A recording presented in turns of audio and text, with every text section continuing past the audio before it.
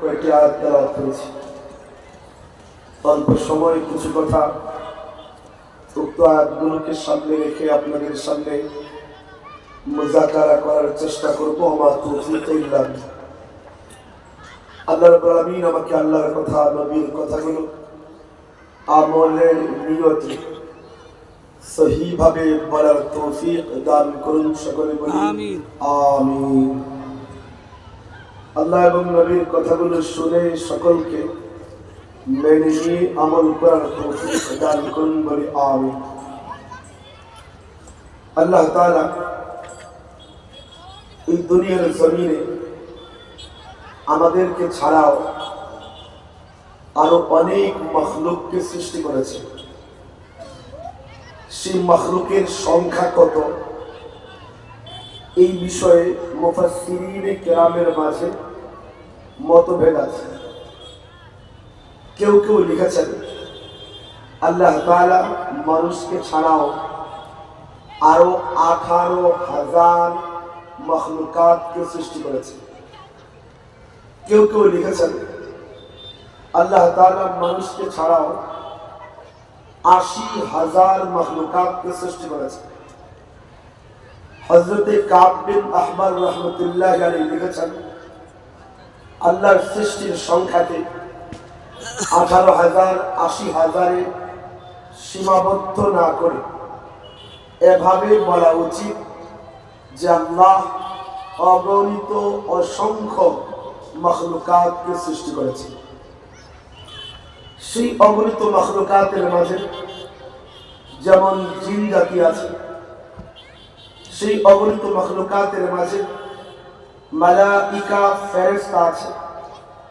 সেই অগণিত মাখলুকাতের মাঝে যেমন জামাদাত আছে, নাবাতাত আছে, হাশারাত আছে, তরলতা আছে, বৃক্ষরাজি আছে।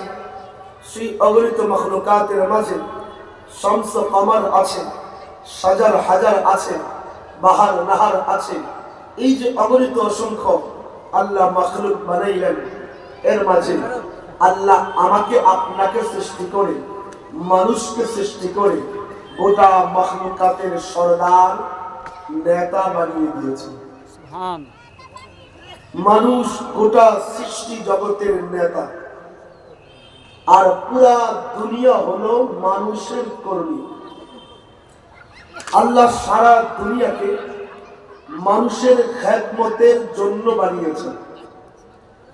এর মানে পুরা দুনিয়ার সমস্ত মাখলুক মানুষের কর্মী, আর মানুষ হলো সমস্ত মাখলুকের সরদার এবং নেতা।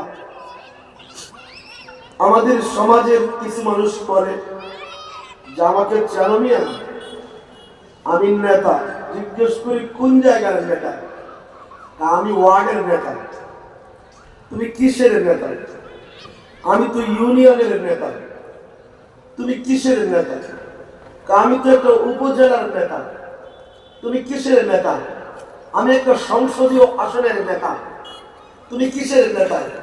আমি 56,000 বর্গ মাইলের এক ছোট্ট বাংলাদেশের নেতা। কেউ বলে আমি এক ছোট্ট গ্রহ পৃথিবীর নেতা।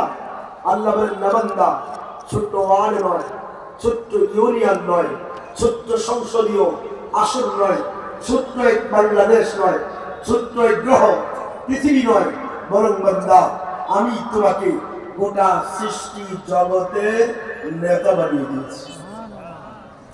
পুরো দুনিয়াকে আল্লাহ মানুষের খেদমতের জন্য সৃষ্টি করেছেন।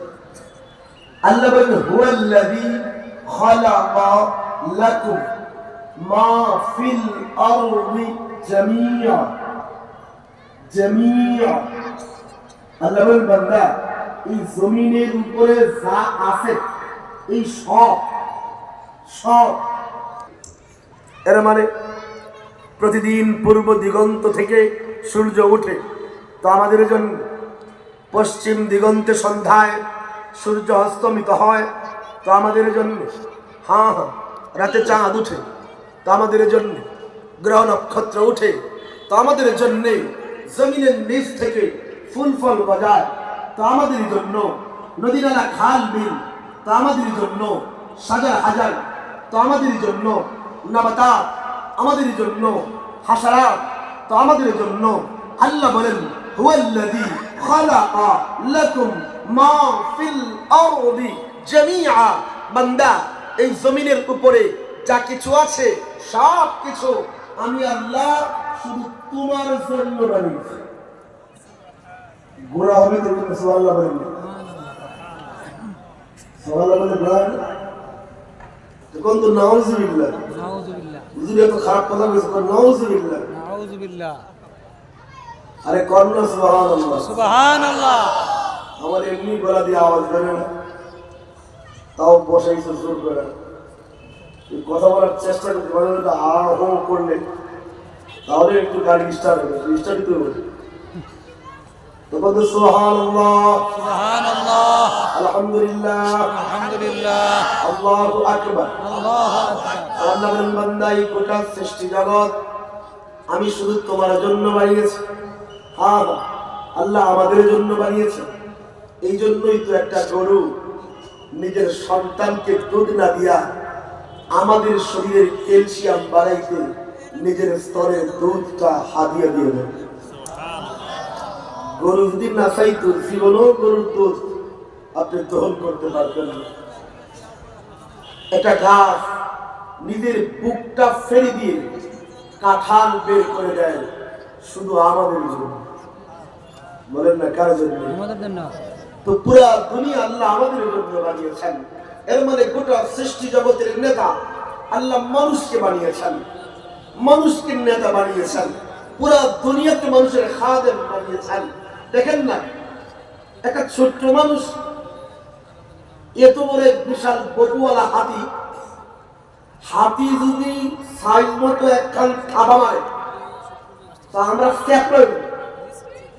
কিন্তু আল্লাহ আমাদের খাদেম এমন বানিয়েছেন, ছোট একটা মানুষ হাতির কান্দে থাবা মারলে হাতি চলে, আরেক থাবা মারলে চুপচাপ দাঁড়িয়ে যান। এর মানে বিশাল শরীরওয়ালা হাতি নেতা না মানুষ নেতা? নেতাকে না মানুষকে নেতা বানিয়েছেন। হাতি তো মানুষের কর্মী। আচ্ছা, এখন নেতার কর্মী বানানোর পদ্ধতি যদি এক হয়, নেতার কর্মী চেয়ার, তাহলে নেতার ইজ্জত থাকে না। এই জন্য আল্লাহ এই গোটা সৃষ্টি জগৎ বানানোর পদ্ধতি আর মানুষকে বানানোর পদ্ধতি আল্লাহ এক রাখেননি। আল্লাহ বলেন বান্দা, আমি এই গোটা মাখলুকাত কেমনে বানিয়েছি, কিভাবে বানিয়েছি? বান্দা, তুমি কি মনে করছো আমি আল্লাহ অনেক কষ্ট করে বানিয়েছি, অনেক মেহনত করে বানিয়েছি, অনেক মুজাহাদা করে বানিয়েছি? আল্লাহ বলেন না না, ইন্নামা আমরুহু ইযা আরাদা শাইআন আইয়াকুলা লাহু কুন ফায়াকুন। আল্লাহ বলেন বান্দা, আমি যখন কোনো কিছু বানাতে চাই, কোনো কিছু সৃষ্টি করতে চাই, তো আমি আল্লাহ কোনো মেহনত করি না, কোনো মুজাহাদা করি না, কোনো মাশাক্কাত করি না। আমি আল্লাহ শুধু বলি কুন হয়ে যাও, সাথে সাথেই ওই বস্তু হয়ে যায়। এর মানে আল্লাহ যখন আসমান বানাতে চেয়েছেন, আল্লাহ কুন বলেছেন, তো আসমান সাদ হয়ে গেছে। আল্লাহ যখন সূর্য বানাতে চেয়েছেন, আল্লাহ কুন বলেছেন, তো সূর্য আকাশে লটকে গেছে। আল্লাহ কুন বলেছেন, তো চাঁদ হয়ে গেছে। কুন বলেছেন, গ্রহ নক্ষত্র হয়ে গেছে। কুন বলেছেন, জমিন বিছানা হয়ে গেছে। কুন বলেছেন, জমিনের উপরে পাহাড়গুলো পেরেক হয়ে গেছে। কুন বলেছেন, সাজার হাজার হয়ে গেছে। কুন বলেছেন, বাহার নাহার হয়ে গেছে। কুন বলেছেন, আগুনের ভিতর থেকে জিন্নাত হয়ে গেছে। কুন বলেছেন, নূর থেকে ফেরেশতা হয়ে গেছে। কুন বলেছেন, আল্লাহর আরশ হয়ে গেছে। কুন বলেছেন, কুরসি হয়ে গেছে। কুন বলেছেন, জান্নাত হয়ে গেছে। কুন বলেছেন, হুরুল ইলমান হয়ে গেছে। কুন বলেছেন, এই 18,000 কিংবা 80,000 কিংবা এই অগণিত অসংখ্য সমস্ত মাখলুককে আল্লাহ কুন বলেছেন, সাথে সাথে হয়ে গেছে। কিন্তু আল্লাহ বলেন বান্দা, তুমি কি মনে করেছো আমি আল্লাহ তোমাকে কোন বলে বানিয়েছি? না না, মুসনাদে আহমদ হাদিসে কুদসি আল্লাহ বলেন খালাকতুহু বিয়াদাইয়া, খালাকতুহু বিয়াদাইয়া। আল্লাহ বলেন বান্দা, আসমান জমিন গ্রহ নক্ষত্র সবকিছু আমি আল্লাহ কোন বলে বানিয়েছি। কিন্তু হে মানুষ, আমি তোমাকে আমি আল্লাহর কুদরতি হাত দিয়ে বানিয়েছি। সুবহানাল্লাহ। খলাকতুহু বিয়াদাইয়া। আল্লাহ বলেন, বান্দা, জান্নাত, জাহান্নাম, জিবরাইল, মিকাইল সবাই রে আমি আল্লাহ কোন বলেছি, সাথে সাথে হয়ে গেছে। কিন্তু বান্দা, তোমার এই সুন্দর চেহারা আমি আল্লাহ কোন বলে বানাই নাই। খলাকতুহু বিয়াদাইয়া, তোমারে বানাইতে আমি আল্লাহর কুদরতি হাতটা ব্যবহার করেছি। আচ্ছা, ওকে বলেন তো মনোহরদের মানুষ, আল্লাহ কোন বলার সাথে সাথে জিবরাইল একদম দাঁড়ায় গেছে, সুস্থ সবল বড় হই। তো আল্লাহ আমাদের বানানোর সময় আল্লাহ যদি বলতেন কোন, বান্দা হয়ে যা, তা আমরা ঘাড় টেরা করে বসে থাকতাম, যে আল্লাহ হইতাম না। বুঝতে পারি আল্লাহ জিবরাইলে কোন বলার পরে জিবরাইল হয়ে গেছে। তো আল্লাহ আমাদের বানানোর সময় যদি বলতেন কোন হক, তা আমরা কইতাম আল্লাহ, আমরা হইতাম না। না হইয়া ঘাড় টেরা করে বসে থাকতে পারতাম না। হ্যাঁ, আল্লাহ কোন বললে আমরা হইতাম না হইতাম না? কোন সন্দেহ আছে না? আমার কোনো সন্দেহ নেই, নিশ্চিত হয়ে যেত। যত 2 নম্বর টেরা হন না, যত গাউরামি করে, তো আল্লাহ কোন বললে না হয়ে আমাদের কোনো উপায় ছিল না। তো আল্লাহ কোন বললেই তো আমরা হয়ে যেতাম। তো আল্লাহ বলেন, না, আমি তোমার কোন বলে বানাই নাই তো। কেন? আল্লাহ বললেন, তোমার বানাইতে আমি আল্লাহর কুদরতি হাত ব্যবহার করেছি। আমি বুঝাইতে পারবো কিনা আল্লাহ জানে। আল্লাহ যে বললেন আমি আমার কুদরতি হাত দিয়ে বানিয়েছি, এই হাত দিয়ে বানাইছি, এই শব্দটার মাঝে এটা গভীর মমতা আছে, গভীর মোহাব্বত আছে, গভীর একটা ভালোবাসা আছে। দেখি বুঝাইতে পারি কিনা। মাঝে মাঝে এমন হয় যে মসজিদের ইমাম সাহেবকে আমি খুব পছন্দ করি, তো একদিন হুজুরের জন্য হাদিয়া নিয়ে আসলাম পেটে। আমরা পাবদা করি না, পাবদাই তো পাবদা নিয়ে গেছি। হুজুর বলেন, পাবদা আনলেন কেন? হুজুর এটা খান। কেন? মনোহরদ্বীপ বাজারে তো পাবদার অভাব নেই, তো এটাই খাইতে হবো কেন? তা আপনি বললেন, হুজুর এই পাবদাটা অন্য পাবদার মতো না। কেন? হুজুর এই পাবদা গাছটা না আমার নিজের হাতে লাগাইছে। বুঝাইতে পারি? আপনি যখন বললেন এই পাবদা তো অন্য পাবদার মতো না, তো এই পাবদা গাছটা, পেঁপে গাছটা আমার নিজের হাতে লাগিয়েছিলাম, নিজের হাতে পানি দিয়েছি, নিজের হাতে যত্ন করেছি। প্রথম পেঁপে হয়েছে, আপনাকে হাদিয়া দিয়েছি। যখন হাদিয়া দেওয়ার সময় আমি বলে উঠলাম, নিজের হাতে লাগানো গাছের পেঁপে, এই নিজের হাতে শব্দটার মাঝে গভীর মোহাব্বত এবং ভালোবাসা নিহিত আছে। বুঝছেন কিছু? তো আল্লাহ বললেন, বান্দা, আমি তোমারে কোন বললে হয়ে যাইতাম, কিন্তু না না, আমি তোমারে কোন বলে বানাই নাই। তো আমি তোমারে বানানোর সময় আমি আল্লাহর কুদরতি হাতটা ব্যবহার করেছি। এর মানে আল্লাহর এই শব্দে বান্দার প্রতি গভীর মহব্বত, গভীর ভালোবাসা, গভীর মমত্ব বোধের পরিচয় নিহিত আছে। নাউজুবিল্লাহ, নাউজুবিল্লাহ। আমি সুবহানাল্লাহর মিন্নত করতে করতে আমার আধা ঘন্টা শেষ হয়ে গেল। সুবহানাল্লাহ, সুবহানাল্লাহ। আমারও গাড়ি দুর্বল, আপনারও দুর্বল। সুবহানাল্লাহ। এক নম্বর, আল্লাহ বড় মহব্বত করে ভালোবেসে আমাদেরকে নিজের কুদরতি হাত দিয়ে বানিয়েছেন। আচ্ছা, কেমন বানিয়েছেন? কেমন বানিয়েছেন? এখন তো শীতকাল চলতেছে, পর্যটনের মৌসুম। আমরা অনেকেই মনোহরদী থেকে গাড়ি ভাড়া করে চলে যাই সেই কক্সবাজার। কক্সবাজার গিয়া সমুদ্র সৈকতে দাঁড়ায় বলি, আল্লাহ কি সুন্দর সাগর বানিয়েছে, নিঃসন্দেহে সাগর সুন্দর, কোনো সন্দেহ নেই। আমরা চলে যাই সেই খাগড়াছড়ি রাঙামাটির পাহাড়ে। রাঙামাটির পাহাড়ে দাঁড়িয়ে বলি আল্লাহ কি সুন্দর পাহাড় বানিয়েছেন, নিঃসন্দেহে পাহাড় সুন্দর। আমরা চলে যাই সেই ভারতের হিমাচল প্রদেশে। হিমাচল প্রদেশের পাদদেশে দাঁড়িয়ে বলি আল্লাহ কি সুন্দর ঝর্ণা বানিয়েছেন। হ্যাঁ হ্যাঁ, ঝর্ণাও সুন্দর, কোনো সন্দেহ নেই। আমরা চলে যাই ঢাকার চিড়িয়াখানায়। চিড়িয়াখানায় ময়ূরের খাঁচার সামনে দাঁড়িয়ে বলি আল্লাহ কি সুন্দর ময়ূর বানিয়েছেন। হ্যাঁ হ্যাঁ, ময়ূর সুন্দর।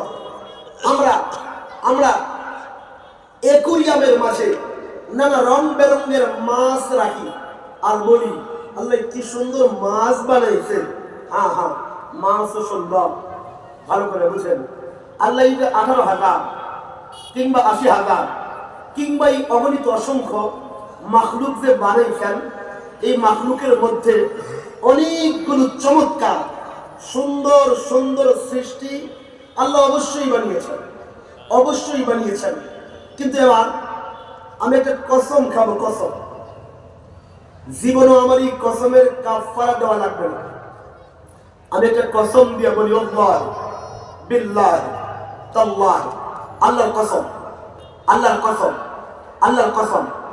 আপনি পুরা কোরআন 1000 বার পড়েন, আচ্ছা একটু আগ বাড়ায় আগে বিকৃত কিতাব তৌরাত পড়েন, বিকৃত জবুর পড়েন, বিকৃত ইঞ্জিল পড়েন, আল্লাহর সমস্ত আসমানি কিতাব পড়েন, আল্লাহর কোন আসমানি কিতাবে আল্লাহর কোন আয়াত নাজিলকৃত কোন সহিফায় আল্লাহ কোথাও এই যে 18,000 কিংবা 80,000 কিংবা অগণিত অসংখ্য মাখলুক যে আল্লাহ বানিয়েছেন, কোন সৃষ্টিকে আল্লাহ সুন্দর বানিয়ে কোথাও সুন্দর বলেননি।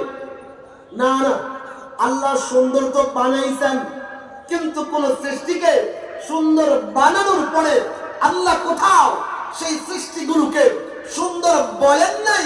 কিন্তু এর উল্টা, এর উল্টা, এর উল্টা আল্লাহ যখন আমাকে বানিয়েছেন, আল্লাহ যখন আপনাকে বানিয়েছেন, আল্লাহ যখন মানুষ বানিয়েছেন, মানুষ আল্লাহ এমন সুন্দর বানিয়েছেন, মানুষ আল্লাহ এত চমৎকার বানিয়েছেন, মানুষকে আল্লাহ এমন নজর কারা বানিয়েছেন, মানুষকে আল্লাহ এমন দৃষ্টিনন্দন বানিয়েছেন। বানানোর পরে আল্লাহ যেন আর চুপ করে থাকতে পারলেন। আল্লাহ বলতে লাগলেন, আল্লাহ যদি এমনিতেই বলতেন তবুও আমরা মানতে বাধ্য ছিলাম, কিন্তু না না, আল্লাহ কসম খাইতে লাগলেন। কি কসম? আল্লাহ বলেন তিনের কসম, ওই জাইতুনের কসম, ওয়া তুরে সিনিয়া, সিনাই পর্বতের কসম, ওয়াহাদাল বালাদিল আমিন, এই নিরাপদ শহর তথা মক্কা মদিনার কসম। আল্লাহ 4 কসম খাইলেন। তিনের কসম, জাইতুনের কসম, সিনাই পর্বতের কসম, মক্কা মদিনার কসম। আল্লাহ 4 কসম খাবার পরে এবার বলেন লাকাদ খালাকনাল ইনসানা ফি আহসানি তাকওয়িম। ও বান্দা, তুমি বলো চাঁদ সুন্দর, তুমি বলো ফুল সুন্দর, না আমি আল্লাহ 4 বার কসম করে বলি গোটা সৃষ্টি জগতের মাঝে আমি আল্লাহ যত সুন্দর বানাইছি, ও বান্দা তোমার এই চেহারা সবচেয়ে বানিয়েছি। সুবহানাল্লাহ। আমি আপনি বলি গোলাপ সুন্দর, আমি আপনি বলি রজনীগন্ধা সুন্দর। আল্লাহ বলেন বান্দা, কে বলেছে রজনীগন্ধা সুন্দর? কে বলে লাল গোলাপ সুন্দর? আমি আল্লাহ বলি নাই তো, না না, কোথাও বলি নাই। কিন্তু তোমার চেহারা বানায় আমি আল্লাহ 4 বার কসম করে বলেছি বান্দা ওই রজনীগন্ধার চেয়ে, ওই লাল গোলাপের চেয়ে বান্দা তোমার এই চেহারা 1000 কোটি গুণ আরো বেশি সুন্দর। সুবহানাল্লাহ। সময় কমে গেছে, একটা গল্প বলে বান শেষ করবে।